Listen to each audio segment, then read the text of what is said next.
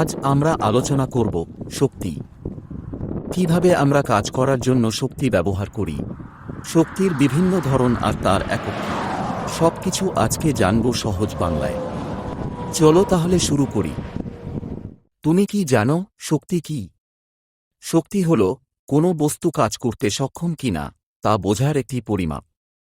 মানে, যদি তোমার শক্তি থাকে তবে তুমি কোনো কাজ করতে পারবে, যেমন কিছু তুলতে, দৌড়াতে, আলো জ্বালাতে ইত্যাদি।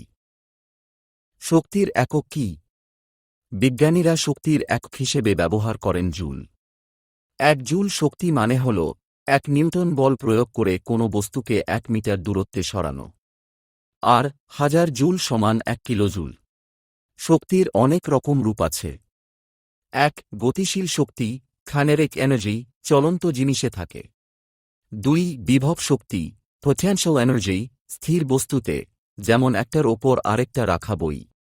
3. তাপ শক্তি, আগুনে, চুল্লিতে। 4. আলো শক্তি, সূর্য বা বাল্য থেকে আসে। 5. শব্দ শক্তি, যেমন ঘণ্টা বাজলে। 6. রাসায়নিক শক্তি, ব্যাটারির ভিতরে থাকে। 7. চৌম্বক শক্তি, ম্যাগনেটের মধ্যে ইত্যাদি। একরকম শক্তি অন্য রকম শক্তিতে রূপান্তরিত হতে পারে।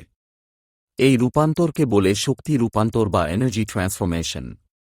যেমন ইলেকট্রিক আয়রন, তড়িৎ শক্ত থেকে তাপশক্তি সৌর প্যানেলে, আলোক শক্তি থেকে তড়িৎ শক্তি স্পিকার, বিদ্যুৎশক্তি থেকে শব্দ শক্তি। তুমি কি জানো শক্তি সৃষ্টি বা ধ্বংস হয় না, শুধু এক রূপ থেকে অন্য রূপে পরিবর্তিত হয়।